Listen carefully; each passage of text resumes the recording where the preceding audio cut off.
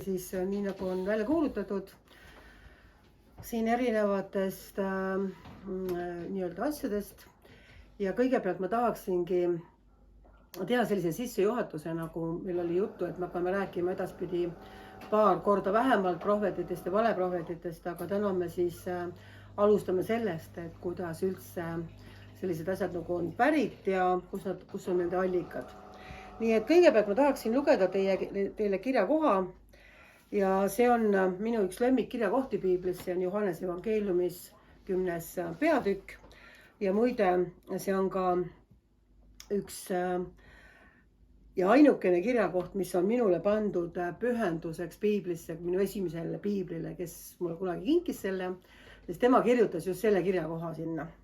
Ja tookord ma isegi ei lugenud seda kirjakohta, ma mõtlesin, et ma olin hästi noor kristlane, siis ma mõtlesin, et mis ma sest ikka loen, et piibel tundus selline hästi igav ja tuim raamat. Aga kui ma hiljem süvenesin sellesse kirjakohta, siis mida see inimene mulle kirjutas pühenduseks, kes mulle piibli kinkis, minu esimese piibli, siis ma mõistsin, et tegelikult see oli täiesti prohvetlik, kuna selles kirjakohas on tegelikult nii palju koos. Ja kes teab peast seda kirjakohta peale minu, ei tea ilmselt keegi on ju, Johannese 10:9 oli siis see, mida ta seal kirjutas. Ja ma loen selle ette, siin siis Jeesus ütleb: mina olen uks, kui keegi minu kaudu sisse läheb, siis saab ta õndsaks ja käib sisse ja välja ja leiab karjamaad. Varas ei tule muu pärast, kui varastama ja tapma ja hukkama. Mina olen tulnud, et neil oleks elu ja kõike ülirohkesti. Ja uus tõlge ütleb siis elu ja seda ülirohkesti. Et kui sa nüüd mõtled, siis siin on tegelikult kõik see koos, mida me oleme siin rääkinud palju, mida me oleme piiblist lugenud, et on keegi, kes tahab varastada elu ja see mäng käib sinu elu ja surma peale kogu aeg tegelikult. On keegi, kes tuli andma sulle elu ja on keegi, kes tahab selle elu varastada. Täpselt nii lihtne see ongi. Ja nüüd me vaatame mõningad kirjakohti ja räägime siis sellest kõigepealt, kuidas üldse nii-öelda sellised asjad võivad toimuda, et on olemas nii-öelda siis mismoodi kurjus tahab enda informatsiooni sulle saata ja mismoodi siis Jumal tahab sulle oma informatsiooni saata. Nii et see kirjakoht, mis ütleb, et varas ei ole tulnud muu pärast kui hukkama, kui varastama, tapma ja hukkama, siis see ongi kogu vili ja tema eesmärk, tema tegevuse eesmärk meie elus või teiste inimeste elus, miks tema nii-öelda vaeva näeb sinuga. Ta näebki vaeva sellepärast, hingevaenlane, et sind tappa, sind paljaks varastada ja sind hukata. Ja selle kohta ütleski Jeesus, aga mina olen tulnud, et teil oleks elu, see tuli rohkesti. Et mitte keegi saaks ju elu varastada, et mitte keegi saaks sind tappa, mitte keegi saaks sind hukata. Ja me vaatame natukene lähemalt seda teemat nüüd. Nii et jätke see kirjakoht meelde, me pöördume selle poole ka uuesti tagasi. Ja siis vabandust, sellised prillid, et kui mõni inimene, kes prillipoes töötab, neid näeks, siis ta ilmselt ei lasekski mul rääkida siin, sest mul kuidagi viltu praegu ees, aga mina vähemalt midagi näen nendega ja ma usun, et teie ka näete, mida mina räägin ja kõnelen siis. Nii et ma tahaksingi kõigepealt rääkida sellest, et kõik, mis meie sisse on istutatud inimeste sõnade läbi, Jumala sõna läbi, teiste inimeste kuradi sõna läbi, see tegelikult on üks seeme, mis meisse on istutatud. Ja nüüd sõltub sellest, milline seeme on sinu sisse istutatud, milline ühel päeval tuleb välja see puu või see taim nii-öelda ja missugust vilja ta hakkab meie elus kandma. Saate aru sellest põhimõttest. Et ma ei tea, kui palju teie seas on inimesi, kes on pannud seemne mulda ja mina olen seda palju teinud. Mulle meeldib teha peenraid ja panna erinevaid asju sinna kasvama. Ja kui sa paned seemne mulda, siis tegelikult sa ei näegi kohe, mis seal toimuma hakkab. On ju? Ma ei ole näinud ühtegi normaalse mõistusega talupidajad, kes paneb seemne mulda ja siis lööb käed puusse ja ütleb, halloo, nüüd juba, miks ei ole mingit vilja, miks ei tule siit midagi, ma tahan saada kohe. Ei tule mitte midagi, on ju. Seda on vaja hoolitseda, seda on vaja rohida, seda on vaja kasta. kuni ühel hetkel hakkab sealt midagi kasvama. Ja kannab sulle vilja, mis eesmärgil oled sina seemne istutanud, on nii. Kui sa tahad kasvatada porgandeid, siis paned porgandi seemned maha. Jah? Ja kui sa tahad kasvatada arbuuse, siis sa paned arbuusi seemne maha. On nii? Mäletate seda lugu, mis ma rääkisin nalja mõttes arbuusi seemnest? On teil meeles? No see on muidugi hoopis teine teema, aga lapse usk on kõige imelisem asi, mis on. Sest lapsed usub kõike, mis ema ütleb. Ja meie peaksime olema samasugused Jumala sõna suhtes. Ja arbuusi seemnes lihtsalt, mul oli üks pisike laps, minu laps. Ja ta neelas arbuusi seemne alla, kui ta oli väike, väga väike. Ja tuli kohutava kisaga minu juurde. Ema, mis nüüd saab, mul on arbuusi seemne kõhus. Ma ütlesin, mis ikka saab, et arbuus kasvab kohta, mis sul ikka saab siis on. Ma ei mõelnud selle peale, et laps on nii siiras. Pöörasin oma pea ära ja tegelesin seal mingite asjadega edasi ja siis järsku tuleb, vaata lapsele pind kinni, kui ta vihastab, eks ju. Ta kõigepealt läks siniseks näost, siis läks punaseks ja siis tuli selline kisa. Ma ütlesin, mis juhtus, sa said haiget kallikene, mis lahti on? Ma ei taha arbuusi oma kõhtu. Ma olin ära unustanud juba selle, mis ma ütlesin. Ja siis ma nagu sain ilmutuse sel hetkel, et miks Jeesus ütles, et kui te ei saa kui lapsed, teil on raske saada taevariiki. Sa võtad selle sõna ja sa lihtsalt usud ja see kannab vilja. See oli väike kõrval, see oli reklaamipaus. Aga ma räägin nüüd edasi. Ja selles mõttes, kui sina inimesena istutad mingi seemne või tähendab paned mingi seemne mulda, siis sa tegelikult ootad, et see ühel päeval kannab mingit vilja, on nii. Ja sa saad seda lõigata. Ja täpselt samamoodi on vaimumaailmas. Seal on täpselt samamoodi, et kui sa istutad vaimses mõttes mingi seemne inimese südamesse, siis sa alguses seda vilja ei näe võib-olla isegi, aga ühel hetkel hakkab ta kandma vilja. Ja ta toob esile selle vilja, mille jaoks on ta istutatud sinna, mille jaoks on see seeme inimese südamesse pandud. Ja sellepärast me vaatame korraks nüüd seda kõige huvitavamat kirja kohta siin piiblis. Kui te olete kaasas ja jõuate natukene kuulata, siis ma näitan teile, kuidas see erinevate maailmade seemne külvamine käib. Ja võtamegi kõigepealt esimese Moosese raamatu, esimese peatüki. Ärge kartke, me ei hakka esimesest peale ja ei lõpeta täna viimasega, neid lehekülgi liiga palju, aga ma loen mõned olulised asjad ja kui sa oled kaasas, siis lihtsalt mõtle kaasa sellega, mis ma praegu räägin. See on see lugu, kui Jumal lõi maailma ja nüüd me loeme 26. salmis, siis esimene Moosese esimene peatükk ja Jumal ütleb, tehkem inimesed oma näo järele meie sarnaseks, et nad valitseksid kalade üle meres, lindude üle taeval, loomade üle ja kogu maa üle ja kõigi roomade üle, kes maa peal roomavad. Ja Jumal lõi inimese oma näo järele. Et teised tõlked ka ütlevad, et ta lõi, ütleme laiendatud tõlge, mõttes kohas ütleb, et ta lõi inimese nagu oma varjuks või oma liigiliseks või oma nii-öelda imidži järgi. Et seal on erinevad sõnad, mida on siis kasutatud, aga ütleme eestikeelses piiblist on oma näo järgi.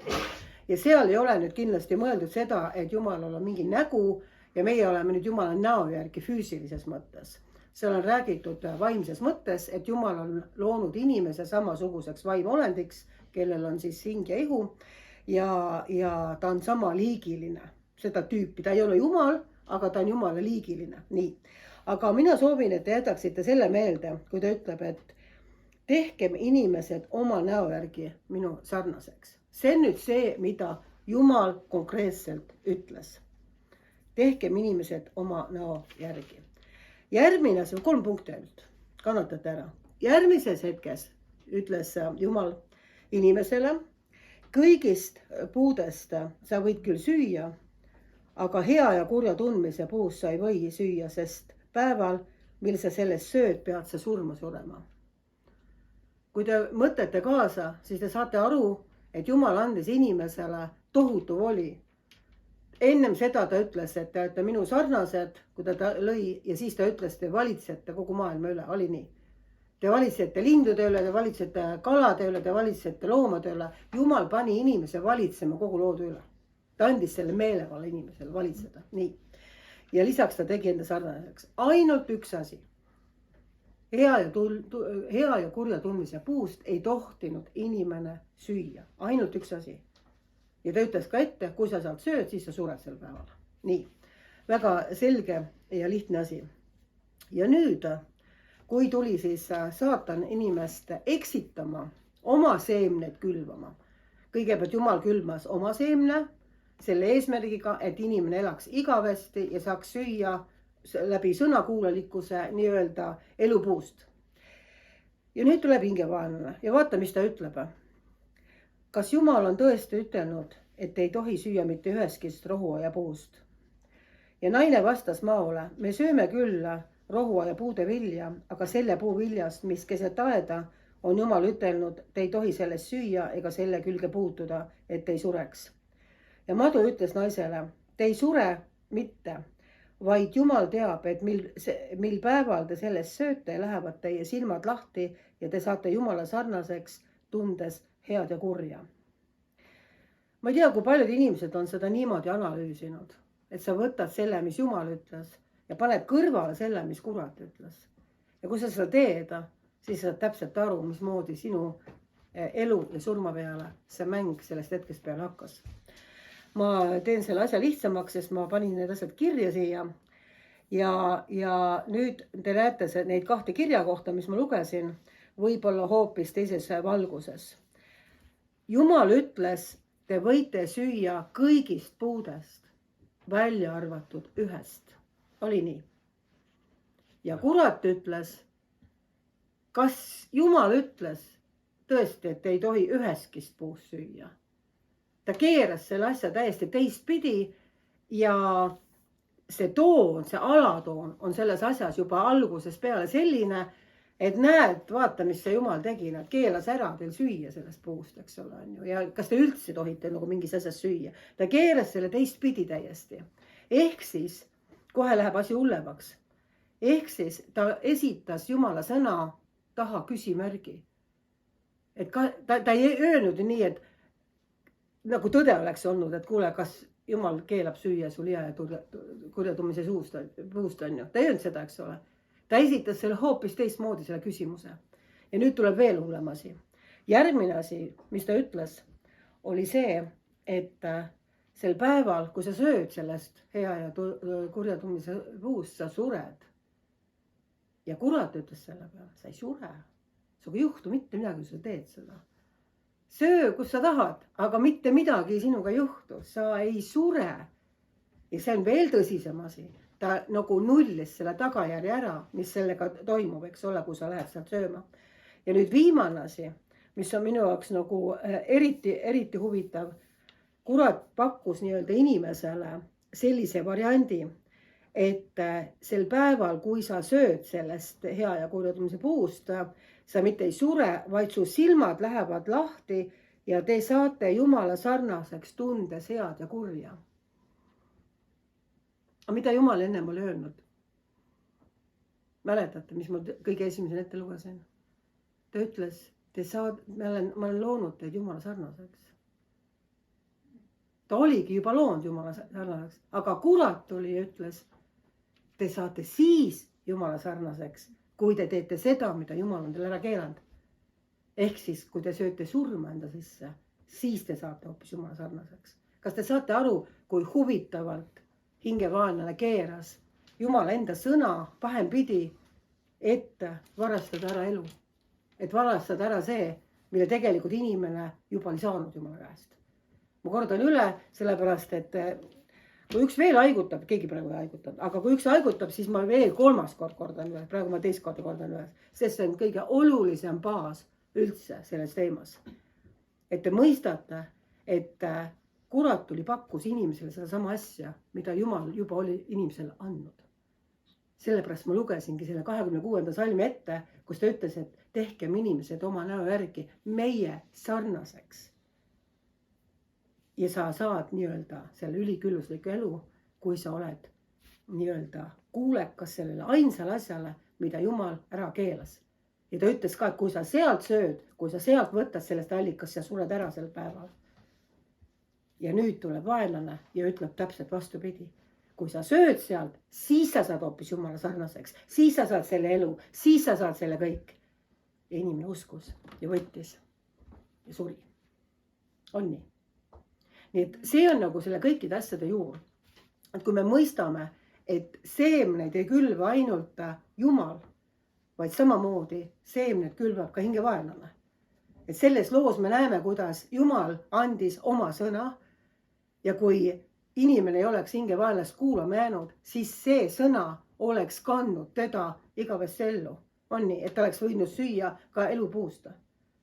Aga kuna nüüd vaenlane oskas nii kenasti seda keerata talle, eks ole, nii kenasti serveerida, siis ta võttis vastu selle seemne ja see tõi esile temas surma, igavese surma, mis on nagu äärmiselt kohutav, kui sa selle peale nagu mõtled. Nii et iga seeme, mis on külvatud kuskile, see kannab ühel päeval vilja ja enne seda see kasvab üles suureks nii-öelda puuks. Ja ma loen nüüd praegu siin Matteuse evangeeliumis, miks me nii oluliseks neid teemasid peame. Matteuse evangeeliumi 24. peatükk räägib meile sellest, ma ei hakka tervet peatüki ette lugema, aga ta räägib sellest, et kui tuleb lõpuaega, kui tulevad ajad, kus tuleb maailma lõpp, mis on need sündmused, mis eelnevad nendele nii-öelda nendele sündmustele. Ja ma vaatan, et kui palju ma alustan, ma arvan, 3. salmist. See on see, kui enne seda, kui tuleb nii-öelda selle ajastu lõpp sellele maailmale. Ja nüüd ma loen 3. salmist. Ja kui ta õlimäel istus, astusid jüngrid tema juurde isepäinis ja ütlesid, see siis Jeesusele. Ütle meile, millal see kõik sünnib ja mis on sinu tulemise ja maa ilma ajastu lõpetuse tunnus. Aga Jeesus kostis ning ütles neile, katsuge, et keegi teid ei eksitaks. Huvitav, eks ole? Ta ütleb jälle täpselt seda sama asja, millest ma just rääkisin. Et keegi teid ei eksita. Ma ütlen ka kohe miks. Sest paljud tulevad minu nime all ja ütlevad, mina olen Kristus ja eksitavad paljusid. Aga te saate kuulda sõdadest ja sõnumeid sõjast, katsuge, et ei ehmuks. Sest see peab sündima, aga ots ei ole veel käes. Sest rahvas tõuseb rahva vastu ja kuningriik kuningriigi vastu ja nälga ja maa värisemisi on paiguti, aga see kõik on sünnivalude hakatus. Siis antakse teid viletsusse ja teid tapetakse ja te olete kõigi rahvaste all minu nime pärast. Ja siis taganevad paljud ja annavad üksteist ära ja vihkavad üksteist. Ja palju valeprohvetit tõuseb ja need eksitavad paljusid. Ja et ülekohus läheb väga võimsaks, jaheneb paljude armastus. Aga kes otsani vastu peab, see pääseb. Ja seda kuningriigi evangeeliumi peab kuulutama kogu maailmas tunnistuseks kõigile rahvale ja siis tuleb ots. Ta ütleb väga selgelt, et kui see hea sõnum, et mida ma just tegelikult ette lugesin kõige alguses, et Jeesus on tulnud, et anda meile elu ja tegelikult tühjaks teha kõik selle, mis hingevaenlane on tahtnud teha inimkonna elus, eks ole. Kui see hea sõnum levib igal pool laiali ja annab kõikidele inimestele võimaluse võtta vastu issand arm või hüljata see, siis tuleb ots, sest Jumal ei ole ülekohtune. Ma mäletan, kuidas ma ükskord rääkisin ühe inimesega, kes oli astumas üle igaviku läve, tal oli vähk ja ta oli praktiliselt väga lühike aeg tal jäänud ja tema oli väga Jumala vastane. Ta ütles, mina ei usu mingit Jumalat ja kui üldse Jumal on, ta nii ülekohtune, et mõtle kui õudne. Üks on kurjategija, sarimõrvar. Ma usun, et te olete ka võib-olla mõned teist mõelnud, mehed kindlasti, öelge aame selle peale. Et mõtle kui õudne, üks on kurjategija, sarimõrvar. Ja siis ta parandab meelt ja saab hopsti taevasse. Muidugi lihtne on ju. Aga teine inimene on eluaeg korralik, on ju. Maksab makse ja ei varasta, ei tapa, ei hävita, riku abielus iganes, ta on hästi korralik inimene, ikka saab samasse koht taevasse. Pingutab ühesõnaga terve elu, loobub võib-olla nii mõneski nii-öelda elu mõnust, eks ole, nagu maailma mõistes. Ja ta saab ikka täpselt samasse kohta kui see, kes on terve elu kuri ja paha olnud ja siis saab ikka samasse kohta. Ja tema ütles, et mina ei saa sellest aru. Selle Jumalaga on asjad ikka väga viltu, et lihtsalt näed, ei ole nagu õiglane ka see asi ja mina sellist Jumalat ei taha. ja ma ütlesin talle, et kas sa tead, et piibel ütleb meile, et päriselt surma ei olegi olemas. Et kui sa lahkud oma kehast, siis sa tegelikult lähed ühte või teise paika. Kas sa lähed taevasse või põrgusse ja selle valiku sa teed siin. Et kas sa tahad siis põrgusse minna, kui sa Jumala juurde ei taha minna. Siis ta mõtles natuke, ütles, et põrgusse ka ei tahaks minna. Ma ütlesin, no oota, aga mis siis saab? Jumal, et sa ei taha põrgusse, sa ei taha minna. Ära surra tahad küll, sellepärast, et sul on juba piinad nii suured, eks ole. Ja siis ta mõtles tükk aega, et kuidas ta saaks mind konksu otsa tõmmata nagu vahel, et ma enam vastused ei leia talle. Ja siis ta ütles niimoodi, et tead, Paapua Uus-Guinea. Kuidas nemad seal üldse Jumalat tunnevad? Nemad on seal mingid pärismaalased, elavad kuskil džunglis, eks ole, kõlguvad puude otsas. Et Jumal on nii ülekohtune, mõtle, kui nemad surevad seal ära, nemad pole isegi kuulnud midagi Jumalast ja siis nemad lähevad põrgusse, et Jumal on ju niivõrd ülekohtune, eks ole. Ja ma ütlesin, tead, meesterahvas oli see. Ma ütlesin, tead, Paapua Uus-Guinea on ka juba ärkamine. Need on ka juba aru saanud. Et tegelikult Jumal on ja siis ta nagu, tegelikult ma räägin selle loo lõpuni, võib-olla on kellelgi seda vaja kuulda. Ja ma ütlesin, tead, Jumala ei mõista kohut inimeste üle, kes ei ole kuulnud. Piibel ütleb ju, et siis on see südametunnistus, eks ole. Rooma kiri räägib sellest, on ju.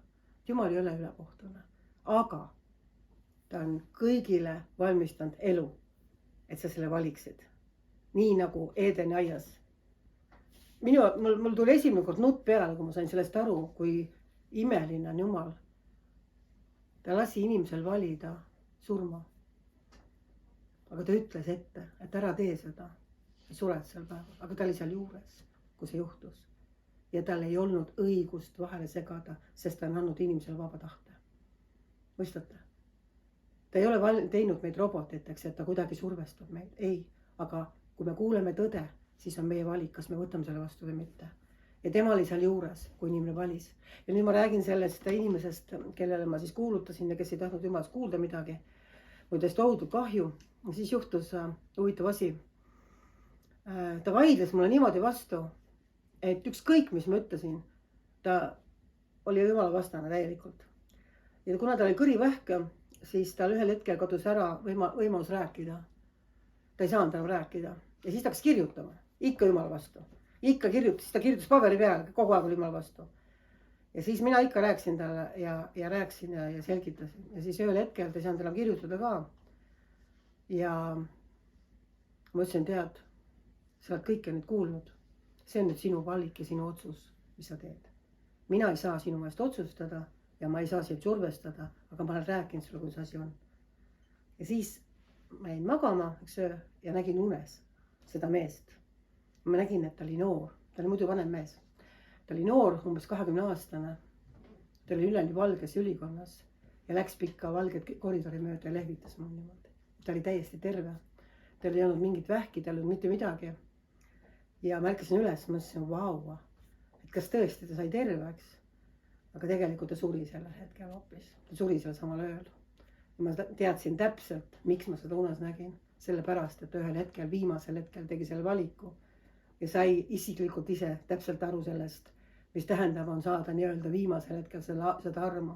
Sellepärast ma olen alati öelnud inimestele, et kui sa ei taha, see on sinu valik, aga jätta see meelde, et kui sa oled kas või viimases hädas, siis hüüa tema nime appi ja ta on tõotanud meid päästa. Ta on tõotanud meid kuulda, kui me hüüame tema nime appi. Nii et ole selles asjas julge.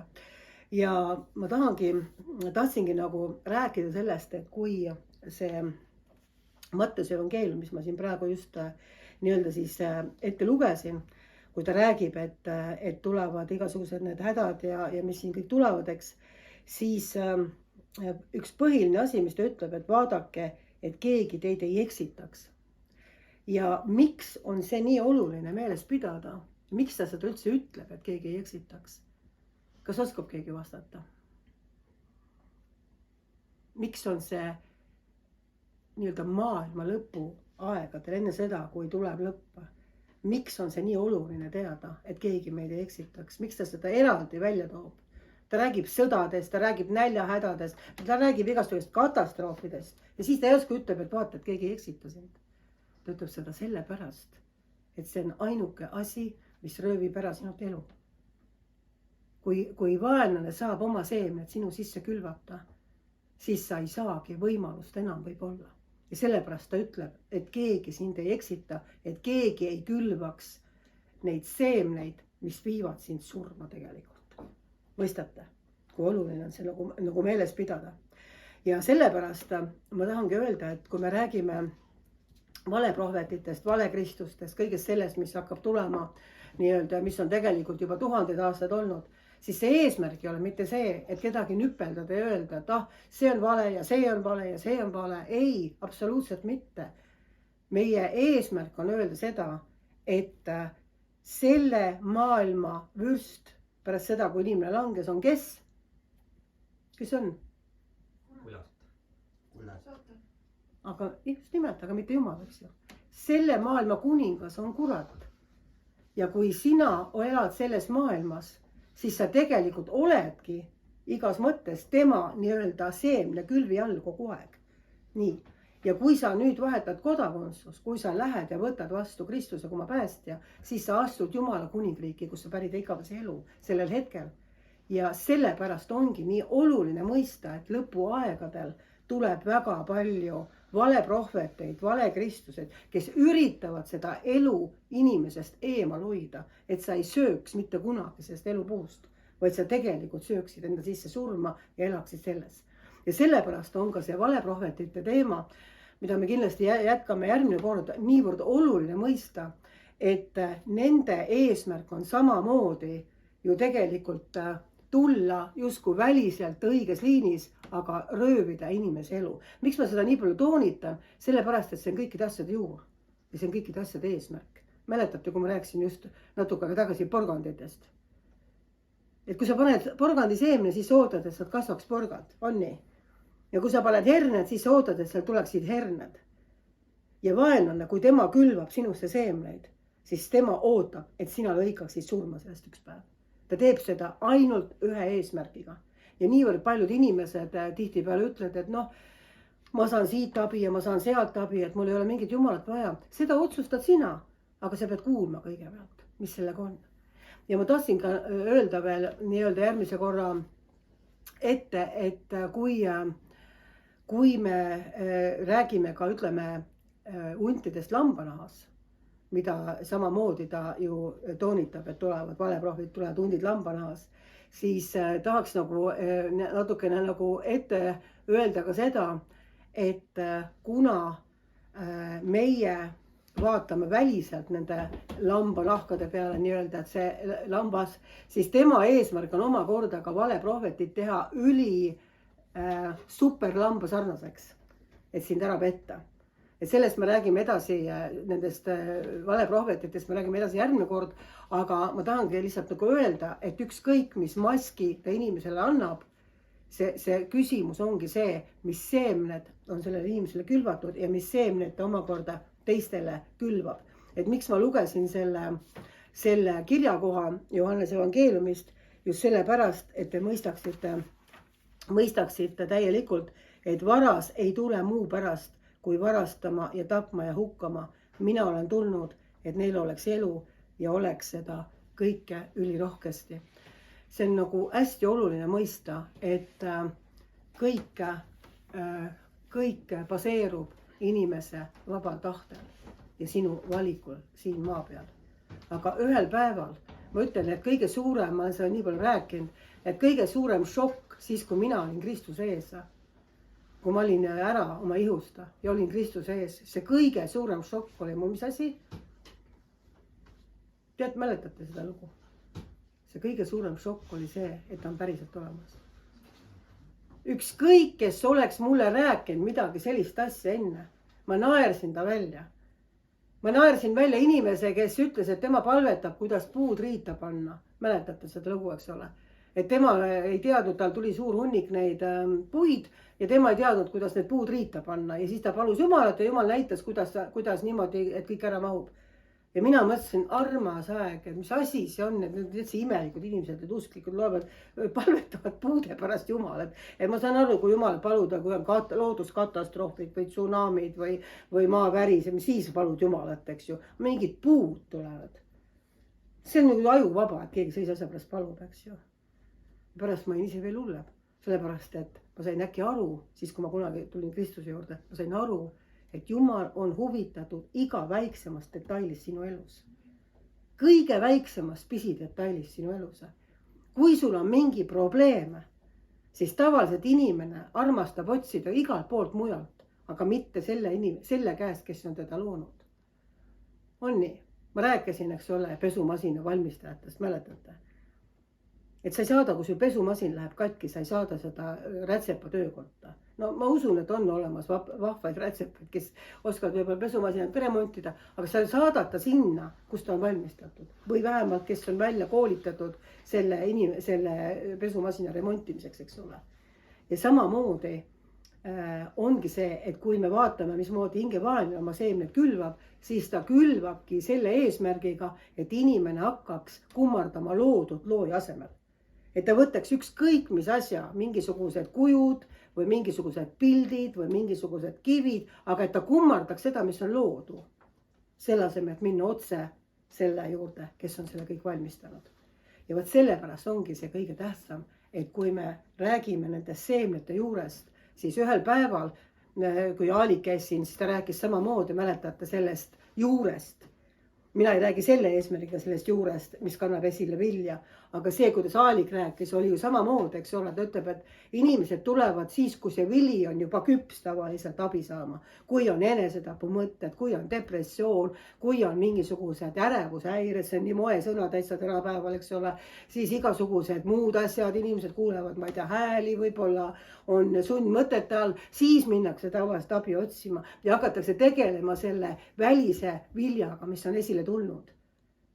Aga tegelikult on kuskil olemas see, kus on see seeme külvatud ja kus on tulnud esile see vili. See ei tule kohe. Ma käisin Venemaal kunagi jutlustamas, seal oli mingi nädalaline konverents meil, kus ma siis kõnelesin ja ma ei ole veel nii pimedat Urgas näinud ausalt. Vabandust, et ma Urgas ütlen, aga ma ei oska teistmoodi seda nimetada lihtsalt. Sellepärast, et seal ei olnud isegi ühtegi asfaltteeda. Seal oleks ainult traktoriga mõtet sõita olnud, sellepärast, et ühegi autoga sa kuskilt läbi ei pääsenud, aga inimesed olid absoluutselt väga toredad. Ja miks ma räägin pimedast Orkast, ma räägin vaimsest pimedusest. Mitte füüsiliselt oli ta nagunii pime, seal ei olnud elektritki minust elamuskohtades. Aga vaimne pimedus oli see, et kui meil esimene koosolek oli, siis tulid sinna inimesed suure murega oma laste pärast tavaliselt. Ta ütles, iga inimene, kes praktiliselt tuli sinna eestpaale, ütles, et minu laps lõigub ennast. Et täiesti, teine on enesetapu mitu korda üritanud, on pääsenud imekombel, eks ole. Kellelgi oli juba enesetapu teinud, et sellised kohutavad asjad sündisid seal. Nii praktiliselt igal inimesel, kes tuli eespaarvel, oli suur probleem lastega. Sest noored enam ei leidnud mingit muud väljendut, kui ennast kuidagi lõikuda või olla seal, ma ei tea, pimedas toas arvutis ainult ja mitte välja tulla. Ja siis me palvetasime. Me palvetasime selle pärast, et need lapsed vabaks saaksid ja terveks saaksid. Me ei näinud need lapsi. Need olid, ütleme, teismelised, need ei olnud väiksed lapsed, eks ole. Me palvetasime. Siis ma küsisin see ühe naise käest või oli see pastor või mäleta käest, ma küsisin, et aga miks teie piirkonnas on nii palju selliseid asju?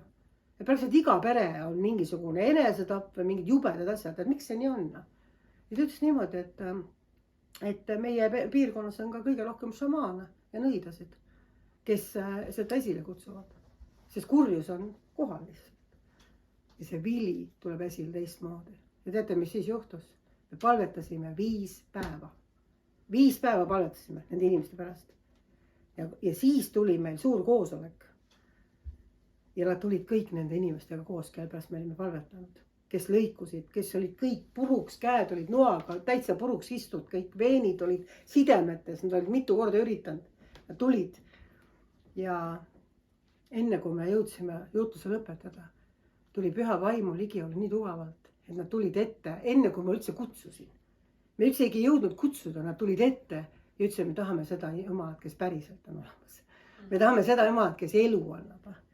Ja kujuta ette, nad said vabaks, nad tulid tervete perekondadega, seal olid kõik need babuuljad ja igasugused eduskad ja kõik tulid, terved familiid, me ei mahtunud siin ette ära. Ja need inimesed said vabaks. Sellepärast, et Piibel ütleb, et keda poeg vabaks teeb, see jääb päriselt vaba. Sa võid ükskõik kui palju loodud kummardada, aga kuni sa ei lähe päris selle ette, kes on kõik loonud, sa tegelikult saad ajutiselt mingi leevenduse. See on täpselt nagu mingi 7 peaga draakon, sa lööd nüüd maha ja varsti ta ajab uuesti ja mujal kuskil välja need asjad, eks ole. Nii et kunagi käis mul nõustamisel üks inimene, kellel olid väga tugevad sundmõtted peas ja siis ta ütles ka, et tal täpselt 2 aastat tagasi need hakkasid. Väga tõsised sundmõtted olid tal peas. Ja siis, kui ta nii-öelda hakkas meenutama, et mis siis sellel ajal oli juhtunud, oligi see, et ta oli ukse nagu avanud. Ja kõik need asjad nagu tulid nagu esile. Nii et selles mõttes see on hästi oluline aru saada, et kusagil kõik see, mida me näeme viljana, algab seemnest. Täpselt samamoodi ka valeprohvetid, sektid, seal kuskil on olnud, sellest me räägime järgmine kord nagu põhjalikumalt, valeprohvetid ja sektid kogu see keskel. Et me peame mõistma, et kusagilt alati see algab. Ja kuni me tegeleme selle välise viljaga, mida ta esile kutsub, nagu ma rääkisin, depressioonid, masendused, ärevushäired, lõpuks on inimesed tablettide peal, eks ju. Kuni me sellega tegeleme ja ei jõua tegelikult selle seemneni, et seda seemet välja kiskuda, mis on selle surma inimesele toonud, nii kaua me tegelikult ei jõua ka mitte kuskile.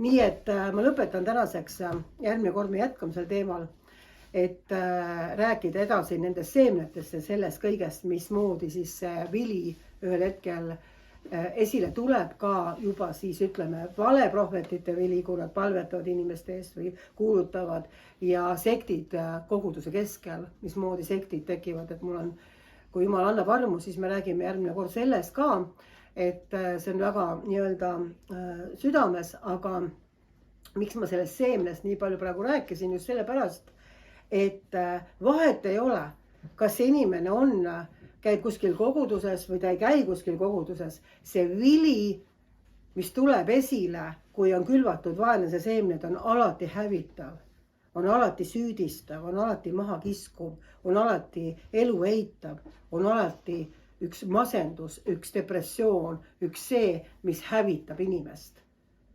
Ja kui me näeme sellist vilja, siis me teame, et kusagil on üks seemnekülv olnud, mis tegelikult on külvanud surma inimestesse.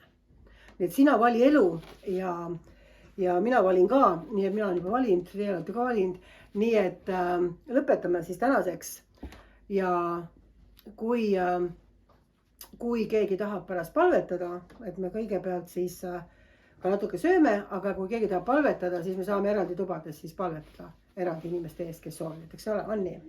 Aga palvetame praegu kõigepealt ühe ühispalve lihtsalt. Issa, me tuleme su ette Jeesuse nimel ja me täname sind selle eest, et sina oled öelnud, et ma panen, see sõna tuleb nagu praegu Vanast Testamendist, et ma panen su ette elu ja surma, aga sina vali elu.